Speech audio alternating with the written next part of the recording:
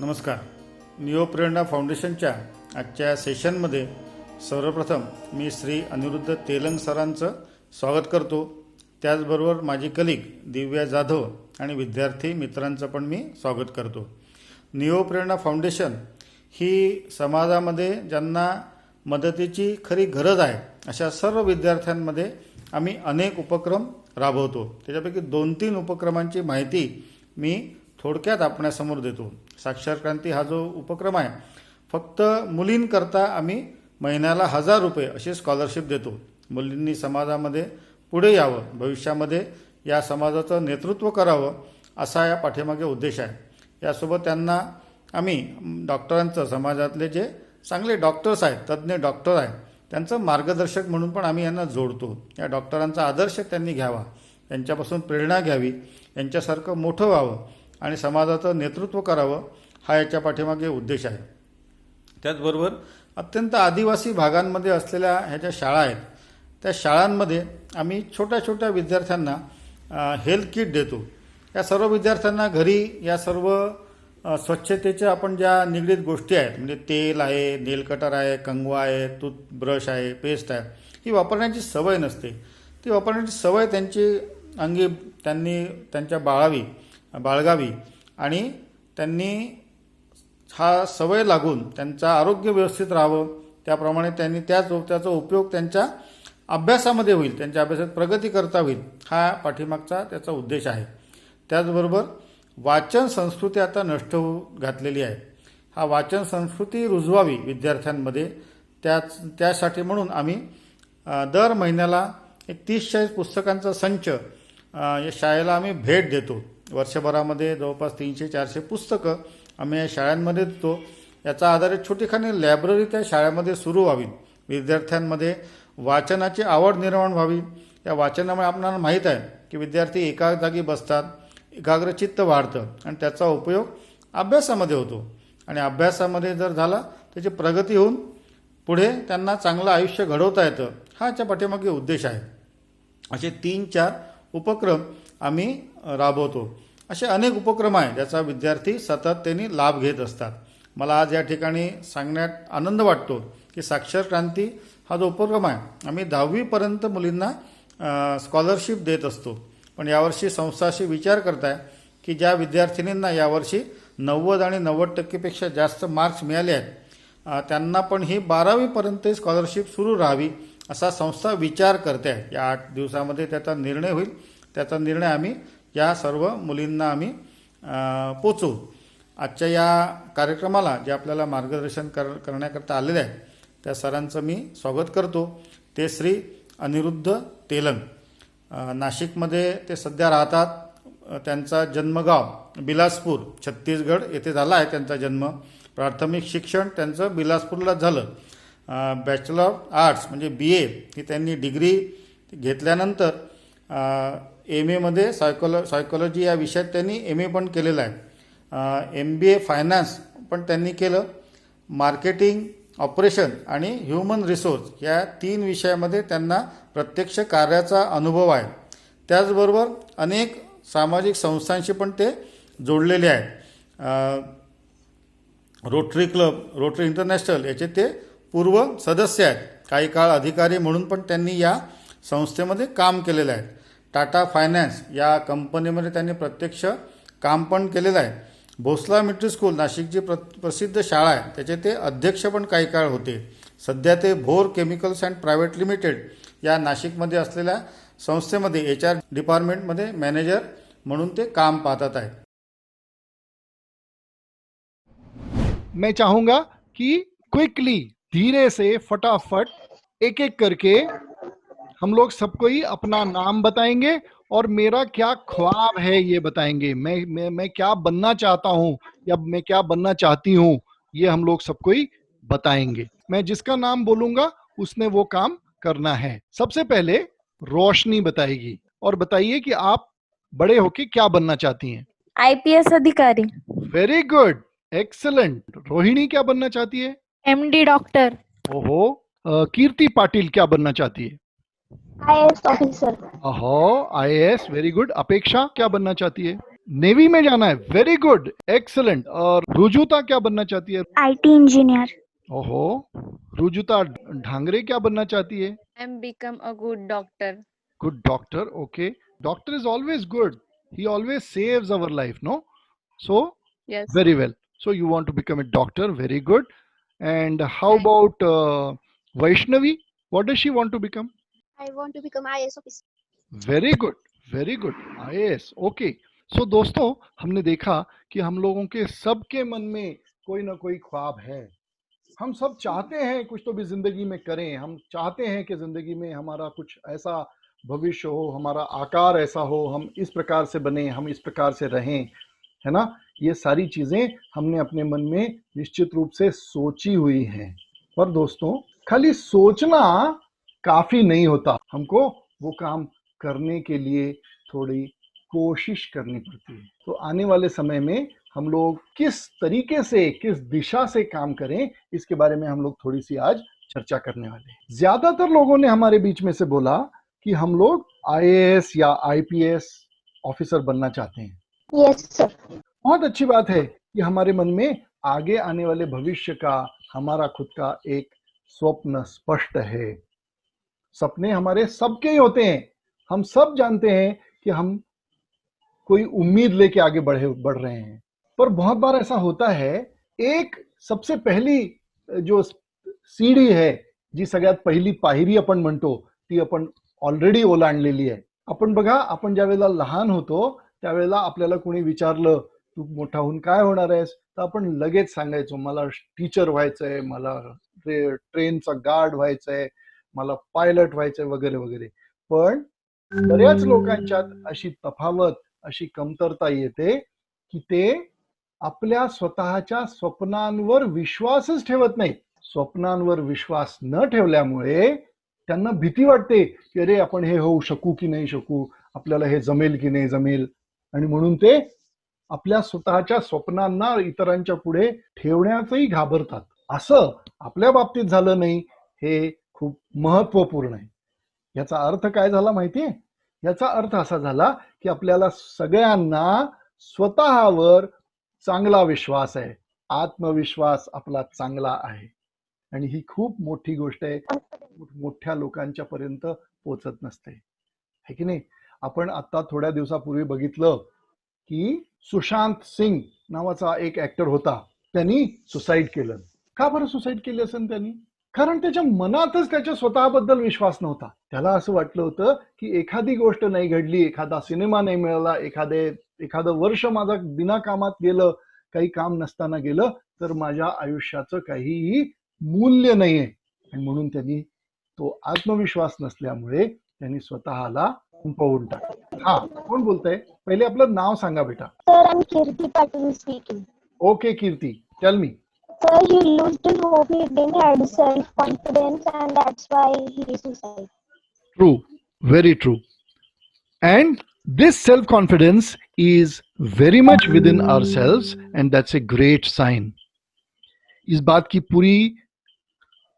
का पूरा Thank you very much. भरोसा है, इस बात का पूरा भरोसा है कि हम आने वाले समय में निश्चित रूप से कामयाब होने वाले हैं। हमारे पास में जैसे ऐसे उदाहरण मिलते हैं कि जो अपने खुद के ऊपर भरोसा नहीं करके अच्छे काम नहीं कर पाए, उसी की दूसरी ओर, on the other side of the coin, we also have lot of examples. हमारे पास में बहुत सारे ऐसे उदाहरण भी हैं जिन्होंने तय किया, अपने आप को डेवलप किया और जिंदगी की सफलताओं की ओर अपने आप को आगे बढ़ाया। ये करने के लिए हमको बहुत कोई अजीबोगरीब काम नहीं करना पड़ता। हमको सिर्फ एक बात ध्यान रखनी पड़ती है कि मैंने मेरा उद्देश्य, मेरा ऑब्जेक्टिव ऑफ लाइफ क्या तय किया है। हमको ये ढूंढना पड़ेगा। जैसे हम लोगों ने, बहुत से लोगों ने शेयर किया, मैं डॉक्टर बनना चाहता हूँ, सोशल सर्विस सर्वेंट बनना चाहता हूँ, मैं सिविल सर्विसेज के बारे में तो हम में से सारे लोगों ने ऑलमोस्ट बताया। हम क्या करें? Yes, sir. हमारी खुद की ताकत क्या है, हमारे स्ट्रेंथ्स क्या हैं, हमारी वीकनेसेस क्या हैं, हम अपने वीकनेसेस को स्ट्रेंथ में किस प्रकार कन्वर्ट कर सकते हैं, इन सब बातों का विचार करने के बाद हम लोगों को अपना आगे क्या करना है इस बात का निर्णय करना चाहिए। बहुत से काम ऐसे होते हैं, देखिए एक छोटी सी कहानी आपके साथ में शेयर करता हूं। हाँ, मैं एक आर्मी के सिलेक्शन प्रोसेस में इंटरव्यू के लिए गया था और उस समय मेरे को जो इंटरव्यूइंग ऑफिसर थे उन्होंने पूछा कि why do you want to join army. तो मैंने बताया कि मैं देश की सेवा करना चाहता हूं, इसलिए मैं फौज में भर्ती होना चाहता हूं। तो मेरे जो ऑफिसर थे, जो इंटरव्यूइंग अथॉरिटी थी, उन्होंने मेरे को पूछा कि इसका मतलब ये हुआ कि सिर्फ फौज में जो लोग जाते हैं वो ही देश की सेवा करते हैं। मैं सोचने लगा, मैंने इस बारे में पहले सोचा नहीं था कभी। देखिए, जो भी काम हम अपने हाथ में लेते हैं, जो भी काम हम करते हैं, वो किसी न किसी माध्यम से देश की सेवा ही होती है। यदि हम ऐसा कोई जरिया चुने, ऐसा कोई रास्ता चुने, ऐसा कोई काम चुने की जिसके माध्यम से हम तुरंत और ज्यादा कारगर रूप से, चांगल्या पद्धतीने आणि इफेक्टिव्ह पद्धतीने जर मी आपल्या स्वतःचा विकास करू शकलो, इतरांना मदत करू शकलो आणि देशात एक चांगली व्यवस्था बनवून ठेवण्यात जर माझं योगदान होऊ शकलं, तर नक्कीच माझं काम जास्ती महत्वपूर्ण असं ठरतं। आणि मित्रांनो, आपल्याला सगळ्यांना माहिती आहे की आजच्या तारखेत आपला स्वतंत्र भारत देश एका विशिष्ट व्यवस्थेतून तयार होतो आणि ती व्यवस्था चालवणं हे प्रशासकीय अधिकाऱ्यांचं काम असतं। तर प्रशासकीय अधिकारी म्हणजे नेमकं काय? ते काय फक्त पुरुषच होऊ शकतात का? असं काही नाही। आपल्या पुढे अनेक उदाहरणं आहेत की ज्याच्यात महिला आपण चांगल्या अधिकारी म्हणून व्यवस्थेत आपलं योगदान करतायत। काही उदाहरणं जर बघायची झालीत आपल्याला, हे चित्र कुणाचं आहे माहिती? चित्र दिसतंय तुम्हाला?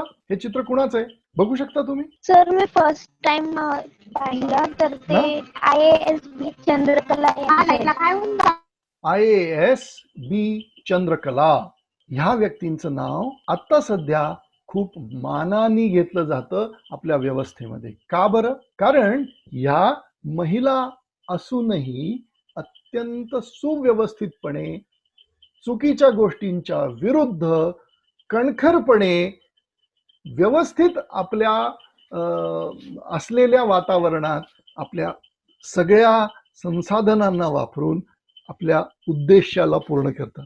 IAS बी चंद्रकला। मित्रांनो, हे एकच उदाहरण नाही आपल्या पुढे। IPS विमला मेहरा, बघा त्या बाईच्या डोळ्यात बघा किती कॉन्फिडन्स आहे, किती आत्मविश्वास त्यांच्या देहबोलीमध्ये आहे। डिस्ट्रिक्ट मॅजिस्ट्रेट रुजुता असं नाव आहे यांचं। संयुक्ता पराशर आपण सगळ्यांनी तो सिनेमा बघितलाय बघा, मर्दानी। कोणी बघितलाय मर्दानी सिनेमा? ना? तर तो मर्दानी सिनेमा यांच्या कामाच्या पद्धतीवर आधारित आहे। बघा, म्हणजे आपल्या कामावरनं काय काय घडू शकतं। बरं, ह्या ज्या मॅडम आहेत यांचं नाव कोणी सांगू शकतं का? सर किरण बेदी नाही, किरण बेदी नाहीये, यांचं नाव आहे मीरा बोरवणकर। आता बघा, हा थोडीशी प्रसंगावधान काय म्हणतात, कशाला म्हणतात। इतर जी सगळे चित्र दाखवलेत मी तुम्हाला, सगळ्यांच्या समोर नावं लिहिलेली आहेत, पण हे जे चित्र होतं याच्यात नाव कुठेच नाही लिहिलेलं, वेगळ्या पद्धतीने। पण त्यांच्या नेम प्लेट वर त्यांचं नाव लिहिलेलं आहे। तर आता जर आपण असं म्हणतोय की आपल्याला स्वतःला विकसित करायचंय, तर आपल्याला आपली अवलोकन क्षमता वाढवावी लागेल, आपलं ऑब्झर्वेशन वाढवावं लागेल। आपल्या लक्षात येऊ शकलं असतं नेम प्लेट वाचली असती मीरा बोरवणकर, आपण सांगू शकलो असतो। तर हे I tried but I was not able to. I understand. तर ह्या पद्धतीने आपण स्वतःला पुढे वाढवायचं असतं। रिजू बाफना देखिए, रिजू बाफना क्या कोट कहती हैं। She is also an IAS officer, है ना। इन्होंने भी अपना IAS कैडर में अपने आप को एस्टैब्लिश किया है। If you are born in this country, better prepare yourself for struggle at every step और die within every day. अगर आप इस देश में हैं तो हर घड़ी अपने आप को किसी न किसी संघर्ष के लिए तैयार कीजिए, ऐसा रिजू बाफना बोलती। Then we have Smita Sabharwal. ये स्मिता सबरवाल भी 2012 कैडर की आईएएस ऑफिसर हैं। जब ये इतने सारे जो उदाहरण हम लोगों ने देखे, ये लोग अगर अपने आप को आईएएस ऑफिसर के रूप में सामने रख सकते हैं, अपने आप को तैयार कर सकते हैं और कंपटीशन को मात कर सकते हैं, तो हम भी कर सकते हैं। क्यों नहीं हो सकता हमसे? हम भी इनमें से एक इंसान बन सकते हैं। कदाचित पुढे येत्या काळात ज्या वेळेला असे नवीन लोकांच्याशी बोलायला मला किंवा इतर लोकांना अवसर मिळतील, त्यावेळेला कदाचित तुमचे फोटो लोक दाखवतील, असं होऊ शकतं। आणि जर आपल्याला असं करायचं असेल तर फक्त एकच गोष्ट महत्वाची आहे, ती म्हणजे स्वतःवर विश्वास ठेवणं। आलं लक्षात? अनेक चेहरे होऊ शकतील, पण आपल्याला हे ठरवायला पाहिजे की आपण नेमकं कुठल्या दिशेने जातोय, आपण कुठल्या दिशेने काम करणार आहोत। तर मित्रांनो, आज आपण समजून घेणार आहोत IAS किंवा IFS किंवा IPS या सगळ्या सर्व्हिसेस म्हणजे नेमकं काय, इथे कसं जाता येतं, त्याच्यासाठी काय करावं लागेल। मित्रांनो, सिव्हिल सर्व्हिसेस बद्दल जर ज्या वेळेला आपण चर्चा करतो, त्यावेळेला आपल्या पूर्ण व्यवस्थेमध्ये तीन प्रकारच्या तीन लेयर्सवर, तीन स्तरांवर सिव्हिल सर्व्हिसेस केल्या जातात, ज्यांना सगळ्यांना प्रशासकीय किंवा पोलीस अधिकारी असं म्हटलं जातं। आपल्याला त्या दृष्टीने स्वतःला तयार करण्यासाठी पहिले ते समजून घेणं गरजेचं आहे। पहिली जी सर्व्हिस आहे, तीन पैकी पहिली सर्व्हिस जी आहे त्याला म्हटलं जातं ऑल इंडिया सर्व्हिसेस। काय म्हटलं जातं? All India services. All India services मध्ये तीन वेगळ्या वेगळ्या विंग्स आहेत, तीन वेगळे वेगळे भाग आहेत। पहिला भाग आहे IAS, है ना। IAS म्हणजे भारतीय प्रशासनिक सेवा, इंडियन एडमिनिस्ट्रेटिव सर्विस। एक्सलेंट, बहुत बढ़िया, शाबाश। दूसरा हिस्सा होता है जिसको बोला जाता है इंडियन पुलिस सर्विसेज, भारतीय पुलिस सेवा। और तीसरा हिस्सा जो होता है उसे बोला जाता है भारतीय वन सेवा, इंडियन फॉरेस्ट सर्विसेज। तो ऑल इंडिया सर्विसेज के अंदर तीन प्रकार के सर्विसेज आते हैं, जिसमें है Indian administrative services, Indian police services और इंडियन फॉरेस्ट सर्विसेज। अभी देखिए, एडमिनिस्ट्रेटिव सर्विसेज का जो चैनल है ना, उसमें जब आप सिविल सर्विसेज का एग्जाम पास करके ज्वाइन करते हैं, तो सबसे पहला आपका अपॉइंटमेंट होता है कलेक्टर करके, जिसको हम जिले का सबसे बड़ा प्रशासकीय अधिकारी ऐसा मान सकते हैं। सारे पावर्स उसके हाथ में होते हैं। आज अभी भी आप लोगों ने न्यूज अगर फॉलो किया होगा, तो कोरोना के इस कठिन परिस्थिति में सबसे महत्वपूर्ण काम किसी के कंधे पे था, तो वो कलेक्टर के हाथ में था। पूरे शहर में न्याय व्यवस्था, शासन व्यवस्था, शिक्षण व्यवस्था, सारी व्यवस्थाओं के ऊपर नियंत्रण करने का काम कलेक्टर करता है। भूभाग का जो होता है, लैंड रेवेन्यू जिसको हम लोग बोलते हैं, उसका ultimate report of the district is of the collector. देखिए कितनी महत्वपूर्ण क्षमताएं हैं उसके पास में, है ना। तो IAS ऑफिसर जो होगा, उसका मिनिमम अपॉइंटमेंट कलेक्टर करके होता है, और सबसे हाईएस्ट अपॉइंटमेंट जो होता है वो चीफ सेक्रेटरी करके होता है ना, मुख्य सचिव। और ये मुख्य सचिव जो होता है, ये दिल्ली में बैठता है।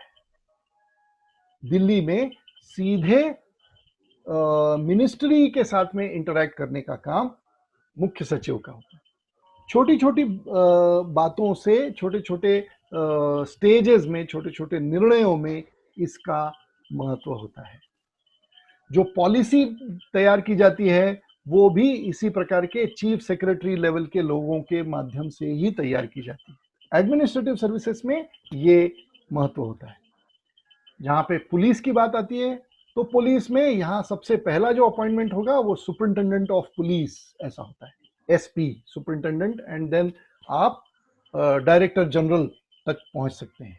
पुलिस की व्यवस्था का अपने को सबको पता है कि ये जहां पे सिर्फ क्राइम कंट्रोल ये एक क्राइटेरिया नहीं होता, ये एक कारण नहीं होता, तो इसके अलावा बहुत सारे व्यवस्थाएं ठीक से बनी रहें, इस बात के लिए भी कोशिश करना पुलिस का काम होता है। कुछ विशेष सेवाएं, कुछ विशेष स्तर की सेवाएं हम ग्रुप ए में डालते हैं, कुछ विशेष स्तर को ग्रुप बी में डाला जाता है। मतलब क्या? तो दोस्तों, बहुत से ऐसे विभाग होते हैं जिनमें अलग अलग स्तरों पे काम करना जरूरी है ना। जैसे उदाहरण के लिए देखा जाए तो आर्कियोलॉजिकल सर्विसेज। आर्कियोलॉजिकल सर्विसेज यानी क्या होगा? पुरातत्व विभाग की जो से उससे जुड़ी हुई जो सर्विसेज होंगी, उत्खनन करना, इतिहास का अध्ययन करना, पुराने अपने जो स्थान हैं, पुराने जो स्थल हैं, ऐतिहासिक महत्व के जो स्थान हैं, हिस्टोरिकल सर्विसेज। हिस्टोरिकल सर्विसेज, खाली हिस्टोरिकल नहीं तो आर्कियोलॉजिकल, मतलब जो उत्खनन किया जाता है जिसके माध्यम से पुरानी सभ्यता कैसी रही होगी, इतिहास में कौन कौन सी चीजों का क्या क्या महत्व था, जीवन शैली कैसी रही होगी, इस सब बात का अध्ययन करना ये आर्कियोलॉजिकल सर्विसेज के अंदर आता है। इसके अंदर सर्वे अलग होता है और इसके अंदर कंजर्वेशन अलग होता है। मतलब खाली किसी चीज का अध्ययन करना अलग और किसी चीज का और डीप उसका संरक्षण करना अलग। तो इस प्रकार की सर्विसेज आर्कियोलॉजिकल सर्वे के अंदर आई। Botanical service, architectural service, engineering service, health service, secretariat, audit, ऐसे कई विभाग हैं। अभी देखिए, सभी विभागों में एक ही जैसा तो काम होगा नहीं, है ना। हर एक विभाग में कुछ लोग ऐसे होंगे जो एकदम ग्राउंड रियलिटी पे, ग्राउंड लेवल पे काम करेंगे।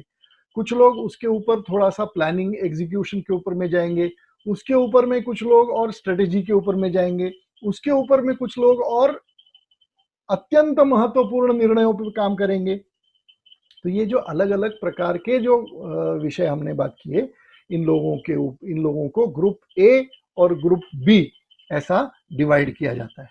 ये हो गया दूसरा हिस्सा। अभी तीसरा हिस्सा जो होगा वो है स्टेट एडमिनिस्ट्रेटिव सर्विसेज, जहां पे अपॉइंटमेंट जो होगा ये सेंट्रल गवर्नमेंट की तरफ से नहीं होगा, स्टेट गवर्नमेंट की तरफ से होगा। थोड़ा सा शायद इमोल्यूमेंट्स में, पगार में, सैलरीज में भी तफावत हो सकती है। जहां तक अधिकारों की बात है, वो सारे अधिकार एक जैसे ही रहते हैं लगभग। कार्य क्षेत्र अलग होंगे लेकिन अधिकारों का स्तर लगभग एक जैसा होता है। तो ये हो गया हमारा 3 अलग अलग प्रकार। अभी जो एमपी, ये जो हम स्टेट की सिविल सर्विसेज के बारे में बात किया, इसमें जब हम ज्वाइन करना चाहते हैं तो ये जो सर्विसेज होती हैं ये हर स्टेट की अलग अलग होती हैं। महाराष्ट्र की अलग, छत्तीसगढ़ की अलग, मध्य प्रदेश की अलग, और ये पब्लिक सर्विस कमीशन इस संस्था के माध्यम से इसकी परीक्षाएं ली जाती हैं। हमको सबको पता है कि आईएएस और स्टेट की यानी पीएससी और यूपीएससी, ये दोनों ही परीक्षाएं बहुत कठिन होती हैं, है ना। तो इनकी तैयारी हम एमपीएससी एंड यूपीएससी एग्जैक्टली। तो एमपीएससी और यूपीएससी ये दोनों ही परीक्षाएं बहुत कठिन होती हैं, लेकिन इनके तरीके थोड़े अलग अलग हैं। दोनों में प्रीलिम्स, मेंस एंड इंटरव्यू ऐसा स्टेज होता है। आईएएस में, आईपीएस में और आईएफएस में, तीनों के लिए सबसे पहले आपको एक परीक्षा पाठ करना होगा। परीक्षाओं का पैटर्न क्या होता है, किस प्रकार से परीक्षा ली जाती है। तो दोनों के लिए ही पहली परीक्षा जो होती है प्रीलिम्स, ये दोनों के लिए एक जैसी होती है। ऑब्जेक्टिव टाइप बोला जाता है ना। ऑब्जेक्टिव टाइप यानी क्या? मल्टीपल चॉइस क्वेश्चंस, 4 प्रश्न आपको, 4 ऑप्शंस दिए हुए, एमसीक्यू फॉर्म, एमसीक्यूज, करेक्ट, है ना, मल्टीपल चॉइस क्वेश्चंस। तो ये होंगे आपको 4 या 5 ऑप्शंस दिए हुए होंगे, उसमें से सही ऑप्शन का चुनाव आपको करना होगा। जब आप पहली परीक्षा पास करते हैं तो आपको मेंस में बैठना पड़ता है। है ना। IAS की जो एग्जाम होती है, जो यूपीएससी की एग्जाम होती है, उसमें दूसरा पेपर डिस्क्रिप्टिव होता है, उसमें ज्यादा विषय पे अध्ययन नहीं किया जाता उस समय आपकी समझदारी पे काम होता है, आप अपने आप को कितना अच्छी तरह व्यक्त कर सकते हैं, इस बात की परीक्षा दूसरे पेपर में, मेंस में होती है, जो डिस्क्रिप्टिव होता है। उसमें आपको एक Self introduction. इसमें ऐसे लिखना पड़ सकता है, उसमें आपको एक किसी स्पेसिफिक विषय पे अपने मौलिक विचार रखने हो सकते हैं। इस प्रकार से डिस्क्रिप्टिव क्वेश्चन पेपर आपका सेकंड पेपर होता है। और लास्ट जो सबसे महत्वपूर्ण विषय होता है, जो आपका पर्सनल इंटरव्यू होता है। इस पर्सनल इंटरव्यू के ऊपर चीजें बनती या बिगड़ जाती हैं। यदि आपका विचार, आपका पर्सनालिटी, आपके सोचने का तरीका ये विशेष तरीके से नहीं प्रेजेंट कर पाएंगे, विशेष स्तर पे नहीं प्रेजेंट कर पाएंगे, तो आपका सिलेक्शन संभव नहीं, क्योंकि वो वहां चाहते हैं आप आगे जाके पूरे देश के ऊपर में नियंत्रण करने वाले हैं। आप पूरे देश का, sorry, yes, rapid fire round is also one of the stages. Very true, very good Kirti, you are very well informed. बहुत अच्छी बात है कि आपको इस बारे में अभी से सारी जानकारी है, बहुत अच्छी बात है। Thank you. आप उस प्रकार से तैयार करना शुरू कीजिए, गुड जॉब। तो दोस्तों मैं ये कह रहा हूं कि कठिनाइयां तो सब जगह आने ही वाली हैं, मुश्किलातें सब जगह हमको पड़ने ही वाली हैं, लेकिन हम ये तय करके चलें कि यदि मेरे मन में सच में इच्छा है, उत्कट इच्छा है, तो मैं वो काम कर सकता हूं। IAS का एग्जाम पैटर्न अलग और PSC, public service, state public service commission, उसका पैटर्न अलग। उस पैटर्न में सारे के सारे रिटन पेपर्स MCQ ही होते हैं, मल्टीपल चॉइस क्वेश्चंस या ऑब्जेक्टिव टाइप क्वेश्चंस, है ना। तो उसमें हमको बहुत ज्यादा पढ़ाई करना पड़ता है, हमको इस बात का पूरा ध्यान रखना पड़ेगा कि हम किसी भी क्षेत्र में कम ना पड़े। और फिर उसके बाद में हमारा इंटरव्यू होता है और इंटरव्यू के बाद में हम पोस्ट होते हैं। दोस्तों जब IAS की एग्जाम हम क्वालिफाई करते हैं तो हमको अपने कैडर का चुनाव करना पड़ता है। मैं ये नहीं तय कर सकता कि मुझे इसी स्टेट में काम मिलेगा, ये उस समय की वैकेंसी, मेरे ऑप्शंस, इन सब चीजों का तालमेल बिठाने के बाद जो रिजल्ट आएगा वो तय होता है। बहुत बार ऐसा होता है कि छत्तीसगढ़ का जो बच्चा होगा, छत्तीसगढ़ का जो कैंडिडेट होगा, उसको आसाम में पोस्ट कर दिया जाता है, दिल्ली का जो कैंडिडेट होगा उसको केरल में पोस्ट कर दिया जाता है। ये सब उस जगह की वैकेंसी, उसके ऑप्शंस और मेरिट, इन तीन चीजों पे डिपेंड करता है। तो ये हमको ध्यान रखना है कि तैयारी में कोई भी कमी हमारे अंदर नहीं आनी चाहिए। दोस्तों ये विषय हमारा अपनी परीक्षाओं से संबंधित हुआ, है ना। हमने देखा कि ग्रुप ए, ग्रुप बी में किस किस प्रकार के डिपार्टमेंट्स या किस किस प्रकार के काम हमको करने पड़ सकते हैं। पर ये सब सोचते समय सिर्फ मैं देख रहा हूं कि कीर्ति खाली हमारे साथ में इंटरेक्ट कर रही है, बाकी सब शांत बैठे हुए हैं, बाकी सब कोई बात सामने रख ही नहीं पा रहे हैं या रख नहीं रहे हैं। यदि हम लोगों ने अभी से अपने अंदर ये आदत नहीं डाली, अपने आप को अभिव्यक्त करने की तैयारी नहीं की, तो शायद इंटरव्यू के समय हम अच्छी तरह परफॉर्म नहीं कर पाएंगे और ये हमारे लिए बहुत घातक हो सकता है।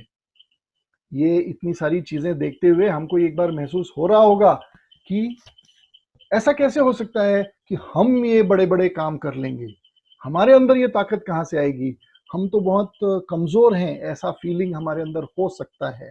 तो मैं आप लोगों के साथ में कुछ ऐसी उदाहरण शेयर करना चाहता हूं दोस्तों कि जो अत्यंत सामान्य परिस्थितियों में भी जिन लोगों ने उस परीक्षा को पास किया है और आज IAS ऑफिसर के तौर पे काम कर रहे हैं। दोस्तों आइए उन उदाहरणों पर कुछ नजर डालें। तो चलिए दोस्तों, सबसे पहले हम देखते हैं अंसार शेख। रिसेंटली अंसार शेख, जो कि एक रिक्शा पुलर्स सन थे, यानी कि रिक्शा चालक के बेटे थे, ही बिकेम एन IAS। तो बहुत छोटी उम्र में, 21 इयर्स की उम्र में इन्होंने IAS का एग्जाम क्वालिफाई किया। और दोस्तों इनके घर की परिस्थिति क्या थी? His father was a rickshaw puller. इनके पिताजी एक रिक्शा पुलर से कैसे करके इन्होंने, और एक मुस्लिम बैकग्राउंड से भी आते थे, जिनके लिए ऑलरेडी एक एडमिनिस्ट्रेटिव पोस्ट काफी चैलेंजिंग हो जाती है। दूसरे हैं गोविंद जायसवाल। हालांकि इन्होंने कुछ साल पहले आईएएस क्रैक किया था, लेकिन इनकी स्टोरी बहुत ज्यादा इंस्पिरेशनल रही है। He was the son of a rickshaw puller. तो एक रिक्शा पुलर के बेटे कैसे एक आईएएस बन जाते हैं, और आज वो एक बहुत ही ज्यादा एफिशिएंट ऑफिसर के तौर पर काम भी कर रहे हैं। एक रिक्शा पुलर से आईएएस, क्या आपका स्ट्रगल इससे भी ज्यादा है क्या? तीसरा एग्जाम्पल है दोस्तों वरुण बर्नवाल। बहुत ही प्रोमिनेंट आईएएस ऑफिसर है, जो खुद साइकिल रिपेयर का काम करते थे दोस्तों। खुद आप समझ सकते हो साइकिल की दुकान में आज साइकिल रिपेयरिंग का काम कितना लोवेस्ट ग्रेड का माना जाता है। लेकिन आईएएस की पढ़ाई करने के लिए इन्होंने साथ साथ में पढ़ाई करी और ये भी आईएएस ऑफिसर बने। ही हेल्स फ्रॉम महाराष्ट्र। नेक्स्ट है दोस्तों रमेश घोला, जो कभी अपने टाइम पर अपने डेली वेजेस के लिए, अपनी रोजी के लिए बैंगल सेलर यानी चूड़ी बेचने का काम करते थे दोस्तों। कौन बेचता है आजकल चूड़ियां? इतने लो ग्रेड प्रोफेशन से वो एक आईएएस बने और साथ साथ में पढ़ाई भी करी। बहुत छोटी उम्र में इन्होंने भी आईएएस क्रैक करा। आप इनका स्ट्रगल, इनका संघर्ष, आप इसका एनालिसिस कर सकते हो, इसका मूल्यांकन कर सकते हो। अगले हैं दोस्तों एम शिवागुरु प्रभाकरन, फ्रॉम तमिलनाडु। और दोस्तों ये अपने पढ़ाई पूरा करने के लिए, कॉलेज पूरा करने के लिए, आईएएस बनने के लिए ये एक कोकोनट सेलर का काम करते थे, और तब जाकर के बहुत छोटी कम उम्र में इन्होंने भी अपनी ड्रीम को अचीव किया। ये भी आईएएस ऑफिसर बने। क्या आपका स्ट्रगल इससे ज्यादा है क्या? सूर्यकांत द्विवेदी एक बहुत ही फेमस नेम है, जो रिसेंटली आईएएस बने थे, और ऐसा बोला जा रहा था कि बहुत गरीब परिवार से आते हैं। He is the son of a security guard. एक सिक्योरिटी गार्ड का लड़का आईएएस ऑफिसर बन रहा है। बहुत ज्यादा चैलेंजेस होते होंगे, पैसे की कमी होती होगी। आप इनकी लाइफ स्ट्रगल को भी समझ सकते हैं। उसके बाद आते हैं दोस्तों हसन साफिन। हसन साफिन जो हैं वो एक बहुत गरीब परिवार से आते थे, मुस्लिम परिवार से आते थे। एक रोटी मेकर के बेटे थे। उनकी माताजी किसी छोटे से ढाबे के अंदर खूब सारी रोटियां बनाती थी, जिससे कि हसन की पढ़ाई पूरी कराती थी। दोस्तों हमने ये उदाहरण देखे, ये इसलिए नहीं देखे कि हम लोग तुलना करें। हम खाली इस बात के लिए ये उदाहरण देखते हैं कि हम अपने आप को इसमें कैसे ढाल सकते हैं, हम अपने आप को किस प्रकार से तैयार कर सकते हैं, किन अवस्थाओं में, किन परिस्थितियों में लोगों ने काम किए हुए हैं, और हम अपने आप को कैसे तैयार कर सकते हैं। राइट? तो ये हमको ध्यान में रखना है। पर ये समझने के पहले हमको इस बात पे भी नजर डालना चाहिए कि मेरे हाथ से मेरे आईएएस बनने के बाद क्या क्या हो सकता है। स्वाभाविक है कि मैं अगर मेहनत करने के लिए मुझे कहा जा रहा है, तो मेहनत का फल क्या मिलने वाला है ये मुझे मालूम होना चाहिए कि नहीं होना चाहिए। अगर मैं खुद अपने आप को मोटिवेट नहीं कर पाऊंगा, तो शायद मैं कोई चीज अचीव नहीं कर पाऊंगा। और यदि जर मला एखादी गोष्ट मिळवायची आहे, तर ती गोष्ट मिळवण्यासाठी मला त्याच्या मागे धावण्यासाठी काय काय मला मिळणार आहे ते जाणून घेणं गरजेचं आहे। मित्रांनो, आयएएस किंवा ऍडमिनिस्ट्रेटिव्ह किंवा अथॉरिटेटिव्ह पोझिशनवर जाण्याचा सगळ्यात मोठा फायदा अगदी प्रामाणिकपणे स्वतःचं भविष्य सुरक्षित होत। कदाचित आज आपल्याला कुठेतरी तडजोड करावी लागत असेल, हवा तेव्हा हवा तसा मोबाईल, हवा तसा कम्प्युटर घेता येत नसेल, हवं तेव्हा हव्या त्या ठिकाणी फिरायला जाता येत नसेल। त्याची कारणं अनेक असू शकतील। संसाधनांची सगळीकडे मुबलकता असते असं नाही, पण अशा परिस्थितीमध्ये खचून न जाऊन आपण जर ह्या गोष्टीकडे हे केल्यावर मला काय मिळणार आहे, पहिली गोष्ट आपलं भविष्य सुरक्षित होतं। आपल्याला माहिती आहे की ऍडमिनिस्ट्रेटिव्ह सर्व्हिसेस मधनं रिटायर झाल्यावर पण आपल्याला पेन्शन इतकी मुबलक मिळते की आपल्याला कधीच गोष्टीची कमी पडत नाही। आपण जग बघितलेलं असतं, आपण वेगवेगळ्या ठिकाणांमध्ये काम करून वेगवेगळ्या गोष्टी शिकलेलो असतो, त्यामुळे आपण समृद्ध झालेला असतो, याच्यात काही। जर आपण लक्ष्यच नाही ठरवलं, आपलं उद्देशच नाही ठरवलं, तर आपल्याला ते प्राप्त करता येत नाही। पण मित्रांनो, हे करत असताना एका गोष्टीची आपल्याला नक्की जाणीव पाहिजे, ती म्हणजे हे तेव्हाच शक्य होईल जेव्हा आपण आजच्या घटकेमध्ये जे आपल्याकडनं अपेक्षित आहे, ज्या पद्धतीने ऍटिट्यूड, ज्या ऍटिट्यूडनी आपल्याला काम करणं अपेक्षित आहे त्या ॲटिट्यूडने जर आपण काम केलं नाही तर ते काही पुढे आपल्याला भविष्यात मिळणार. वेळ एकदा आपल्या हातून निसटून गेली की ती वेळ परत मिळत नाही, है ना. रेतीसारखी असते, वाळू असते की नाही. वाळू जर तुम्ही हातात धरली तर ती तुम्ही हातात धरू शकता का? नाही, ती वाळू सांडून जाते. आणि म्हणून आपल्याला नेहमी आपल्या वेळेचा पूर्ण योग्य उपयोग करता आला पाहिजे. अनावश्यक गोष्टींचा आपण ताण घेऊ नये. जर आपण ताण घेण्याची सवय लावली तर मग ती सवय आपल्याला स्वतःला चांगल्या पद्धतीने स्वतः डेव्हलप होण्यापासून थांबवते, है ना. तर ताण नाही घ्यायचा म्हणजे काय करायचं, तर प्रत्येका गोष्टीचा खूप जास्ती किचकट विचार करायचा नाही. जास्ती विचार केल्यामुळेच ताण येतो. आलं लक्षात? तर आपल्याला हे नेहमी लक्षात ठेवायचं आहे की ताण घेऊन काम करायचं नाही. जेवढा जुजबी, जेवढा आवश्यक, जेवढा योग्य विचार करणं गरजेचं आहे तेवढा विचार नक्की करायचा. पण खूप जास्त आता एकाच गोष्टीला, अरे परवा माझ्याशी ती मैत्रीण माझी बोललीच नाही, तर त्या बोलली नाही या गोष्टीला घेऊन जर मी 2 दिवस वाया घालवले तर माझं त्या 2 दिवसाचा अभ्यास मुकतो, त्या 2 दिवसाची माझी एक्सरसाइज मुकते, घरातली कामं मुकतात आणि मला सवय पडते ती चुकीच्या पद्धतीने विचार करायची. आपण जे काम करतो त्या कामात पूर्ण लक्ष आपलं असलं पाहिजे. त्याला म्हणतात माइंडफुलनेस. आपण बसलोय जेवायला आणि आपलं लक्ष आहे सगळं आपली ती मैत्रीण काय करत असेल, मैत्रीण आपल्याबद्दल काय विचार करत असेल, या अशा सगळ्या कल्पनांमध्ये वेळ वाया घालवू नये. त्याला माइंडफुलनेस म्हणत नाहीत. एखाद्या कामात पूर्ण लक्ष देणं म्हणजे माइंड. जर आपण असं करू शकलो तर आपण आपलं स्वतःचा चांगला विकास करतो. फक्त आपला विकास करणंच आवश्यक आहे का, योग्य आहे का? कुणाचं माईक चालू आहे का? कीर्ती, अपेक्षा. फक्त आपलंच भविष्य आपल्याला सावरायचं आहे असं नसतं, तर आपल्याला आपण आपल्या देशाचं भविष्य आहोत. विचार करा, आज आपल्याला मोठमोठे अधिकारी एका म्हणजे हे सगळे अधिकारी कधीतरी तर लहान असलेच असतील मागापासून आणि ते लहान वयात एक मिनिट हा सर, एक मिनिट, थोडा डिस्टर्बन्स होतोय काहीतरी. तर प्रत्येका देशाचं धन जे असतं ती त्या देशाची मुलं असतात. का बरं मुलं असतात? कारण येत्या काळात त्यांनीच देशाची धुरा सांभाळायची असते, त्यांनीच देशाला सांभाळून घ्यायचं असतं, त्यांनी देशाचं काम करायचं असतं, देश पुढे न्यायचा असतो. देश म्हणजे काय? देश म्हणजे केवळ बाउंड्री अशी नसते, तर देश म्हणजे देशाचा समाज. समाज म्हणजे बांधव म्हणजे आपले नातेवाईक, आपल्या जवळचे लोक.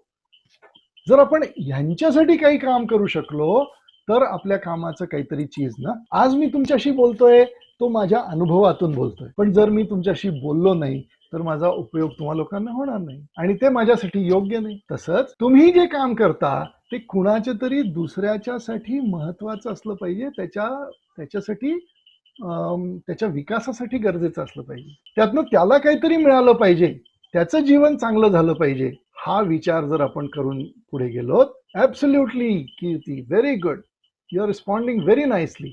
मित्रांनो, या गोष्टीची जाणीव आपल्याला नेहमी ठेवणं गरजेचं आहे. सगळ्यात पहिले आपल्याला आपण देशाचं भविष्य आहोत, व्हेरी गुड, आपण देशाचं भविष्य आहोत ही गोष्ट पहिले स्वीकार केली पाहिजे.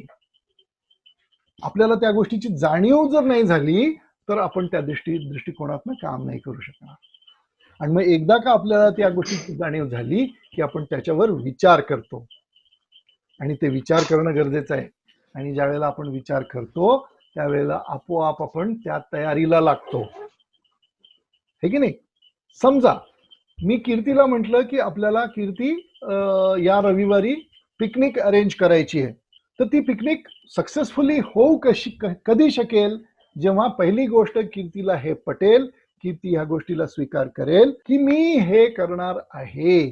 तिने एकदा स्वीकार केलं की मग ती ह्या गोष्टीचा विचार करेल की अरे हो, जर हे करायचंय तर कसं करावं लागेल. मग तिच्या मनात एक आराखडा तयार होतो आणि मग त्या आराखड्यातनं ती काम करते. मित्रांनो, जर आपण अशा पद्धतीने काम केलं नाही, अशा पद्धतीने जर विचार केला नाही, तर आपलीच प्रगती खुंटते. हे आपण करू शकतो, फक्त विषय हा येतो तिथे आपण हे कसं करू शकतो. मित्रांनो, हा भाग अत्यंत महत्वाचा आहे. माझं सगळ्यांना खूप कळकळीचं निवेदन आहे की ह्या गोष्टीकडे नीट लक्ष द्या. कसं केलं जाऊ शकतं? मित्रांनो, काहीही मोठं काम करायची गरज नाही, फक्त 4 गोष्टी करायच्या आहेत. 4 एग्रीमेंट्स. स्वतःशी 4 agreements need to be done. जसं आपण बोललो की आपल्याला स्वतः स्वीकार करणं गरजेचं आहे, तर हे एग्रीमेंट म्हणजे पण आपण एखाद्या गोष्टीचा स्वीकार करणे. कुठल्या आहेत त्या 4 गोष्टी? पहिली गोष्ट, be impeccable with your words. Impeccable म्हणजे अत्यंत प्रामाणिक, स्वतःला Honest with the words, true with the true, being true with the words, very true. So when can you be true? When you are honest, है ना? So if you are honest with your words, म्हणजे एखादी गोष्ट जी आपल्या स्वतःच्या प्रगतीमध्ये बाधा बनवत असेल, त्या गोष्टीशी कधीही संगनमत करू नये. त्या गोष्टीपासून अत्यंत दूर राहावं. एखादी गोष्ट जी स्वतःला प्रेरक असेल, स्वतःची प्रगती करणारी असेल, स्वतःला वर्धन करणारी असेल, त्या गोष्टीशी आपल्याला स्वतःला जोडावं. पहिले agreement, be impeccable with your words. दुसरं agreement, don't take everything personally. सगळ्या गोष्टी माझ्यासाठीच आहेत, माझ्याशीच निगडीत आहेत, माझ्याबद्दलच आहेत असा विचार करू नका. म्हणजे काय? जसं मी आता उदाहरण घेतलं की समजा कीर्ती आणि वैष्णवी एक दिवशी एकमेकाशी बोलत होत्या, काहीतरी झालं आणि वैष्णवी कीर्तीशी थोडा वेळ बोलली नाही. आता कीर्तीला वाटतं की मी काहीतरी चूक केलं का, माझ्याकडनं काही चूक झालं का, किंवा तिने माझ्याशी असा व्यवहार का केला, ती माझ्याशी का नाही बोलली, तिने माझ्याकडे लक्ष का नाही दिलं. सगळं पर्सनली घेऊ नका. सगळ्या गोष्टींचे कारण केवळ तुम्हीच आहात असं नाही. बघा मित्रांनो, अनेकही कारणं असू शकतात ना. वैष्णवीला काही दुसरं आठवलं असेल, तिला काहीतरी दुसरं काम करायचं असेल, तिचं लक्ष दुसरीकडे गेलं असेल, ज्याच्यात माझी मदत तिला होऊ शकली असती. अशा सगळ्या गोष्टींचा विचार न करता जर आपण स्वतःकडेच सगळ्या गोष्टी ओढवून घेतल्या तर त्याचा फायदा होणार नाही. So do not take everything personally. काही गोष्टी पर्सनली घ्याव्या लागतील. जर कोणी तुम्हाला हे सांगतंय की तुमच्या अभ्यास करण्याच्या पद्धतीमध्ये ह्या गोष्टींचा बदलाव पाहिजे, ह्या गोष्टी वाचल्या पाहिजेत, तुमच्यात ह्या इथे हे गुण कमी आहेत, जर ह्या प्रकारच्या गोष्टी कोणी तुम्हाला सांगत आहे तर त्यांना तुम्हाला पर्सनली घ्यावंच लागेल. जर तुम्ही ते नाही घेतलं तर तुमचा विकास होऊ शकणार नाही. Third agreement, do not make assumptions. आपल्या मनाने काहीतरी ठोकताळे निर्माण करू नका. Do not make assumptions. अच्छा, ती माझ्याशी बोलत नाहीये का, ती ना घमंडीच आहे. अच्छा, त्यांनी मला असं दिलं का, मग त्याला मला छळायचं आहे म्हणूनच तो असं करतोय. असे ॲझम्पशन्स करू नका. गरीब लोक कधी पुढे जाऊ शकत नाहीत. आज माझ्याकडे पैसे नाही आहेत म्हणून मला अभ्यास करता येत नाही. ॲझम्पशन करू नये.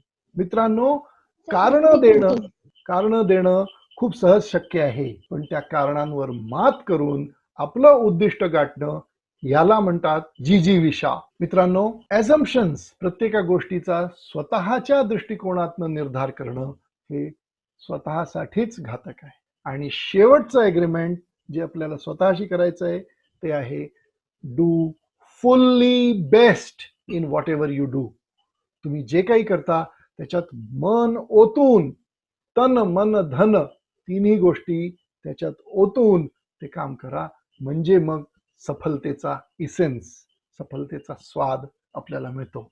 मित्रांनो, ह्या गोष्टींना आपण लक्ष द्यायलाच पाहिजे. आपण जर अभ्यास कसा करायचा ह्याच्याबद्दल आणि चांगल्या पद्धतीने स्वतःचं अवलोकन केलं, आपण स्वतः अभ्यास कसा करायचा ते त्याचं ऑब्झर्वेशन केलं आणि त्याच्यात काय फेरबदल करणं गरजेचं आहे त्याच्याबद्दल आपल्या वरिष्ठांच्याशी, आपल्या प्रोफेसर्सशी, आपल्या लेक्चरर्सशी, आपल्या प्रिन्सिपॉल्सशी, आपल्या मेंटॉर्सशी जर आपण चर्चा केली तर आपल्याला त्याच्यातनं चांगले मार्ग सापडतात. जर आपल्याला पुढे मागे जर कधी आपल्याला चान्स मिळाला तर आपण अभ्यास कसा करावा ह्या विषयावर पण एक चांगला मोठा सेशन घेऊ शकतो. नक्कीच घेऊ. Okay sir.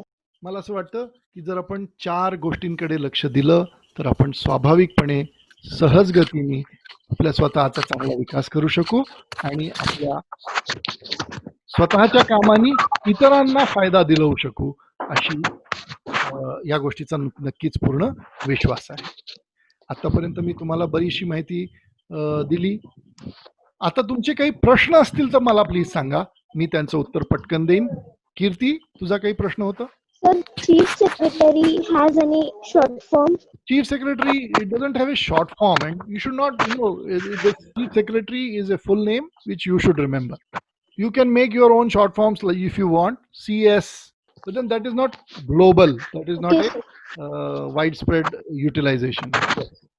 Any other question? No doubt, sir. Wonderful, Akshada. Thank you so much. Anybody else? No doubt, sir. Great, Jagruti. Thank you so much. Sir, you motivated us in such a form that there were no doubts. Now only Great. thoughts are there. Wonderful. I hope you make yourself prepared for the IS CAT. Yes, sir. Wish you all the best. From bottom of my heart, I thank you all for having heard me very peacefully. Thank you so much. Thank you, Telang sir, for your precious time. It will definitely help every girl, and they will definitely succeed in their life, and they Very will prove. That's all what we want. That's all what we want. Thank you so much. Yes.